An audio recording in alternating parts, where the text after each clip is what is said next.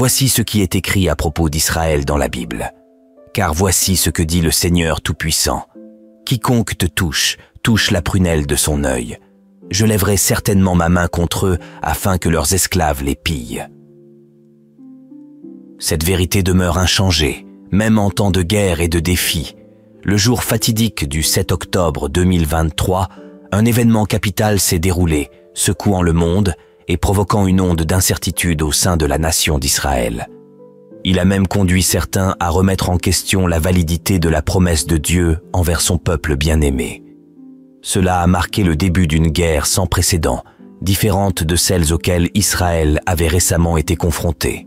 Près de 50 ans s'étaient écoulés depuis le dernier conflit officiel, en l'occurrence la guerre du Yom Kippour de 1973, ce qui rendait cette nouvelle guerre réellement exceptionnelle.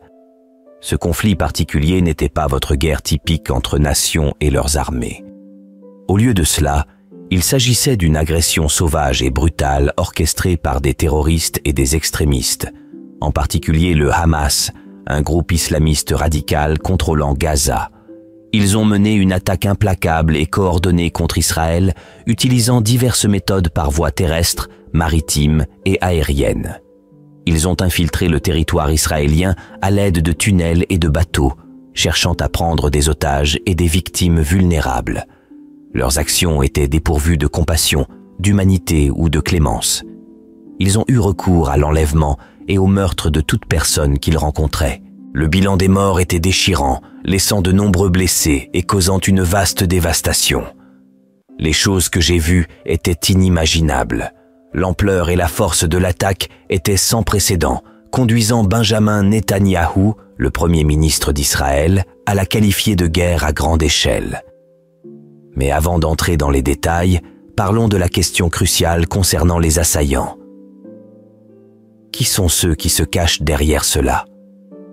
Pourquoi cible-t-il Israël maintenant? Les responsables de cela sont le Hamas, un groupe terroriste soutenu par l'Iran, et l'Iran l'admet ouvertement. Il n'est pas un secret que l'Iran a clairement affiché son souhait de se débarrasser entièrement d'Israël, ce qui est extrêmement préoccupant. Leurs mots représentent non seulement un danger direct pour Israël, mais montrent également une obsession inquiétante pour Jérusalem. Cisconnexion et incidents ne sont pas de simples coïncidences aléatoires. En effet, les anciens écrits de la Bible ont maintes fois prédit, des milliers d'années à l'avance, que Israël jouerait un rôle crucial dans les événements de la fin des temps. Ces prophéties se trouvent tant dans l'Ancien Testament que dans le Nouveau Testament, y compris les paroles prononcées par Jésus lui-même. Par conséquent, il est important de ne jamais sous-estimer la signification chaque fois que nous rencontrons quelque chose lié à la sainte ville de Dieu, Jérusalem. Au fil des ans, nous avons été témoins de nations et de personnes de tous horizons se dresser contre Israël. Il y a eu des moments où il semblait que Israël était défait, écrasé et brisé, allant même jusqu'à perdre sa propre terre. Pourtant, miraculeusement, Dieu est toujours intervenu et leur a apporté la restauration. Si nous prenons un moment pour réfléchir à l'histoire, nous pouvons observer comment la parole de Dieu parlait de la dispersion de la nation d'Israël et de son éventuelle renaissance et retour. Dans Ézéchiel 37, cette déclaration résonne en moi. Le Seigneur souverain parle, assurant qu'il ramènera les Israélites des nations où ils ont été dispersés. Il les rassemblera de toutes les directions et les conduira vers leur propre terre. Cela semblait improbable, compte tenu de la perte immense de 6 millions de vies juives pendant l'Holocauste, qu'Israël puisse jamais retourner dans sa patrie et établir une nation à nouveau. Pourtant, le 14 mai 1948, seulement 3 ans après la fin de l'Holocauste, en 1945, Israël a été reconnu comme une nation, accomplissant ainsi la parole prophétique de Dieu envers eux dans Ézéchiel. Il est fascinant de voir la résilience de cette petite nation au milieu des nations avoisinantes qui ne désirent rien d'autre que l'éradication de son existence. Contre toute attente, Israël continue non seulement de survivre, mais aussi de prospérer. Il existe une alliance durable qui la protège et la soutient, et aussi longtemps que la terre subsistera, sa parole restera inébranlable. Dans la Genèse 22, Dieu révèle ces paroles, assurant qu'il bénira abondamment Abraham et multipliera sa descendance, la rendant aussi nombreuse que les étoiles dans le ciel et le sable sur le rivage de la mer. Il promet que les descendants d'Abraham conquerront les villes de leurs ennemis. Alors que j'observe les menaces dirigées contre Israël et Jérusalem, il est crucial de se rappeler les enseignements de la Bible concernant cette ville petite mais profondément significative. Jérusalem est dépeinte comme un rocher inébranlable, et toute nation qui tentera de la perturber ne fera que se nuire à elle-même. Cette prophétie témoigne de manière puissante de la protection divine et du rôle crucial que Jérusalem joue dans les événements en cours de la fin des temps. Il est intéressant de noter les paroles de Zacharie 12, mettant en évidence un point essentiel. Il déclare que le jour où toutes les nations se rassembleront contre Jérusalem, Dieu en fera un rocher inébranlable. Quiconque tentera de la perturber causera du tort à lui-même. Le Seigneur déclare que chaque cheval sera saisi de panique et son cavalier de démence.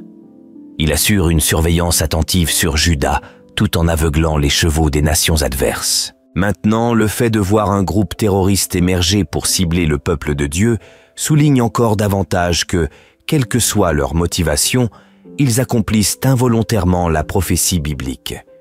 C'est une prophétie qui finira par mener à leur propre chute et à leur défaite ultime. Cependant, chers croyants, voici le message vital pour vous. Les promesses de Dieu concernant Israël ne se sont pas arrêtées à leur rassemblement et à leur renaissance seule. À travers sa parole, Dieu a également prophétisé une période de paix pour Israël avant de faire face à de futures attaques. Dans Ézéchiel 38, l'Écriture révèle qu'une force émergera du lointain nord, accompagnée de nombreuses nations, toutes montées sur des chevaux et formant une armée massive et puissante.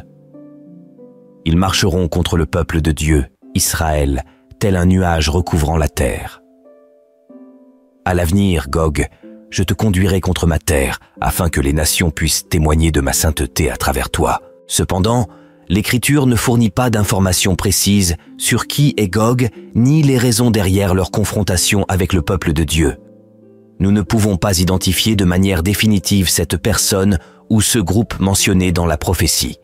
Cependant, les chercheurs de la Bible et ceux qui étudient les prophéties de la fin des temps croient que la force de Gog mentionnée dans l'Écriture fait référence à la Russie moderne. Cette croyance découle du fait que la Russie est géographiquement située au nord d'Israël. De plus, le verset 5 du même passage d'Ézéchiel 38 suggère que la Perse, l'Éthiopie, la Libye et d'autres se dresseront également contre Israël. Il est fascinant d'observer comment, malgré le passage du temps et les changements de nom, la parole de Dieu reste inébranlable et travaille activement à accomplir tout ce qu'elle a prédit. Cela correspond aux paroles trouvées dans Ésaïe 55, où Dieu déclare que sa parole, une fois prononcée, ne reviendra pas à lui sans effet, mais accomplira son but prévu.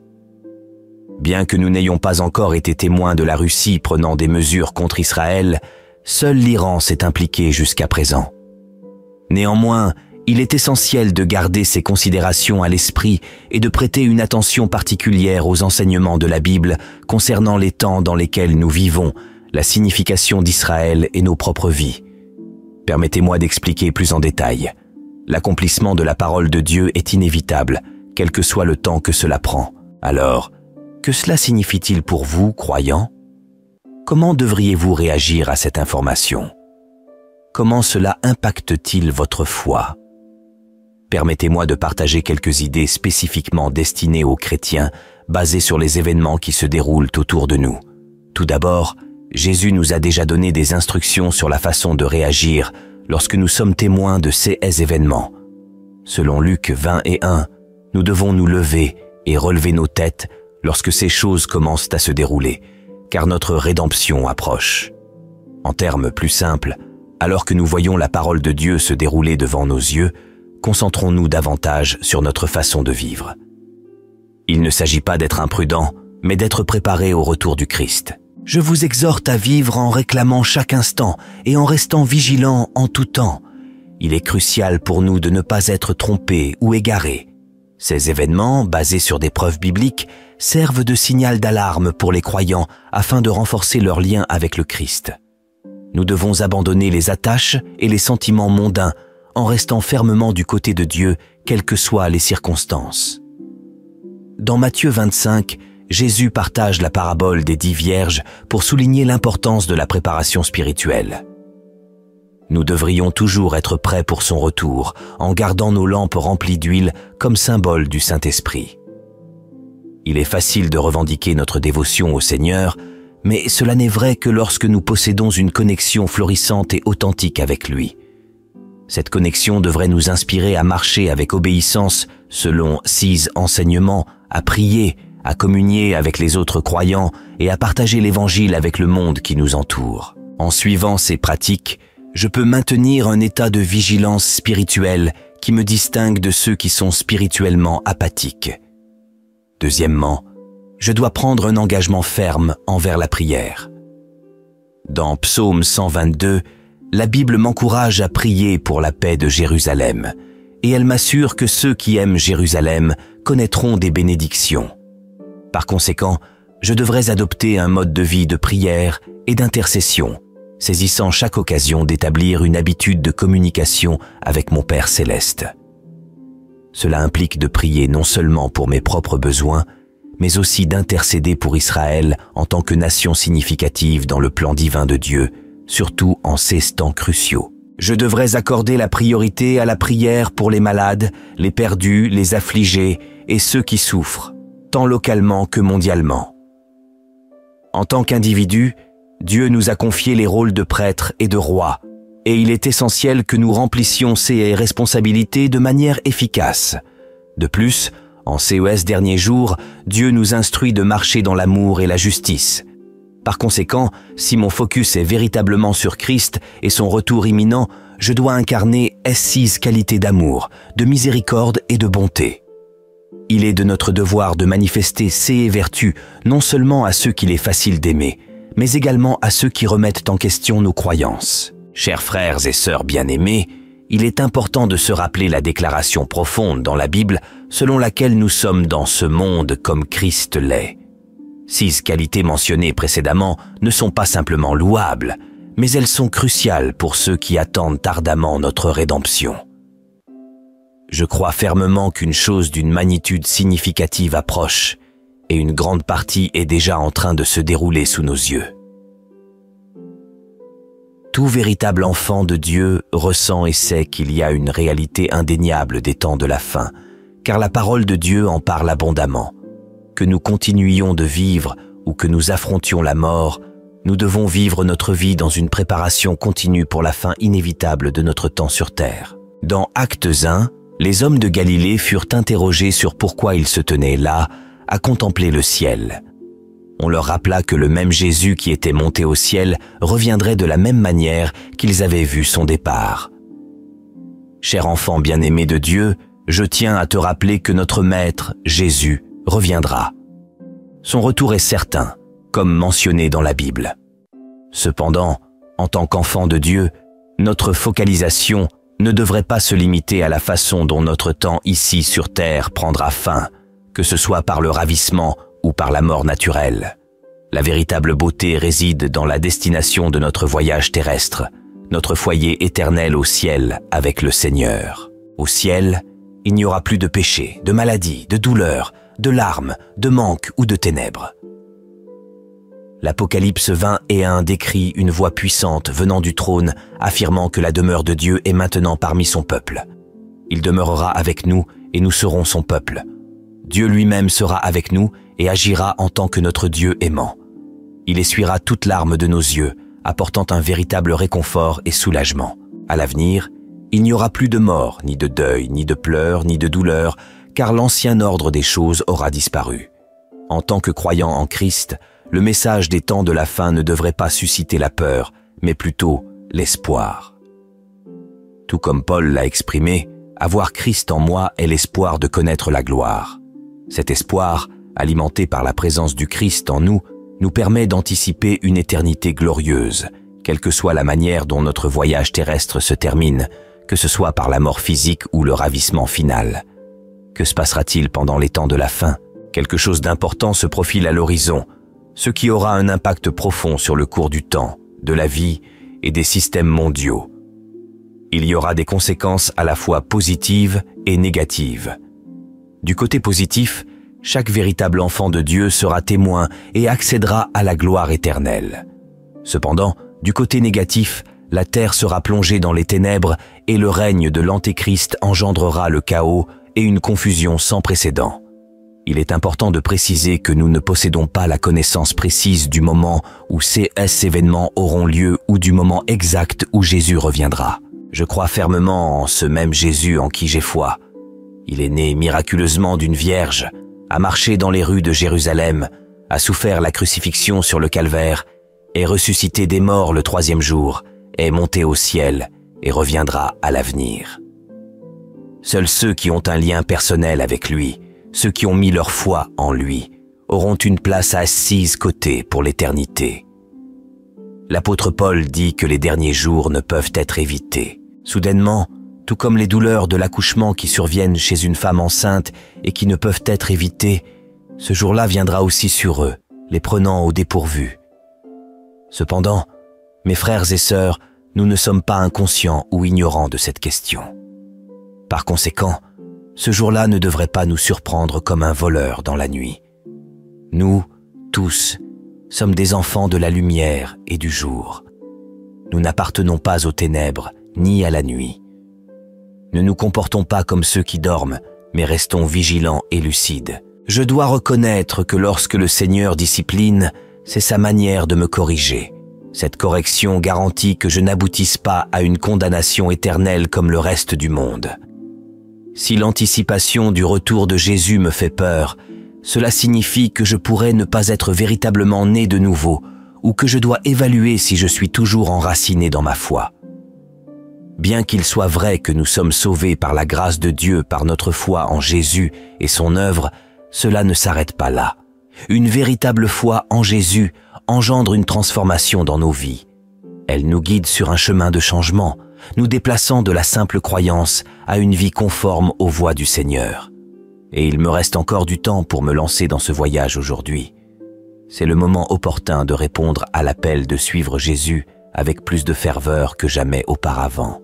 À mesure que le jour approche, Dieu suscite une conviction forte dans le cœur de son peuple. Vous avez peut-être déjà remarqué ces fardeaux se manifester dans votre vie ou dans votre entourage. Ces fardeaux comprennent une profonde soif de vérité au milieu de la prévalence des mensonges. Un désir ardent de passer plus de temps en prière et à étudier la parole de Dieu. Un véritable désir de voir des âmes être sauvées et venir à Jésus, et un ardent désir d'une relation plus étroite avec Dieu. Le but de ces fardeaux est de vous équiper pour les événements à venir. C'est pour aligner votre cœur dans la bonne direction et vous permettre de développer l'endurance, à l'image des vierges sages. Je partage cela car il y aura une période où les ténèbres sembleront prévaloir et le péché abonder. Beaucoup trébucheront et de nombreux problèmes surgiront. Cependant, c'est pendant cette période, lorsque tout semble sombre, que le Seigneur interviendra. Par conséquent, tout comme un athlète qui court une course, ma préoccupation est moins d'atteindre la ligne d'arrivée que d'être dépassé ou distrait. Il y a des actions, des incertitudes et des mensonges trompeurs qui pourraient potentiellement me détourner du bon chemin, me faisant perdre la couronne qui m'attend. Cependant, je déclare avec conviction que le diable est un trompeur. Je refuse de me perdre en chemin au nom de Jésus. Comme Pierre l'a conseillé, je dois rester sobre et vigilant, car le diable cherche constamment quelqu'un à dévorer. Par conséquent, alors que je ressens ces désirs et fardeaux s'éveiller dans mon cœur, je m'encourage sincèrement à les suivre. Je crois que Dieu prendra soin de moi. Il est possible que je rencontre des pertes en termes d'opportunités, de relations et de possessions en cours de route. Cependant, les récompenses que je suis susceptible d'obtenir de Dieu pour toute l'éternité dépassent de loin toute perte mondaine. Il est important de se rappeler que je vive ou que je meure devant le Seigneur, je choisis de croire, de faire confiance, d'aimer et de vivre selon ses promesses. Puissions-nous trouver la force, en fixant continuellement notre regard sur Jésus, jusqu'à ce glorieux jour. Et que notre foi, la vôtre et la mienne, reste inébranlable. Amen. Partagez-le avec quiconque pourrait bénéficier de sa puissance et abonnez-vous pour recevoir de nouvelles prières influentes. Cliquez sur le bouton de la cloche et sélectionnez tout pour rester à jour sur les nouvelles mises à jour. Découvrez les secrets des bénédictions que Dieu a accordées aux prophètes tels que le roi Salomon, Marie, Jacob et bien d'autres. Nous avons une nouvelle série puissante qui vous aidera à comprendre cela. Mais les places sont limitées. Cliquez sur le lien dans la description pour découvrir comment vous pouvez la recevoir gratuitement.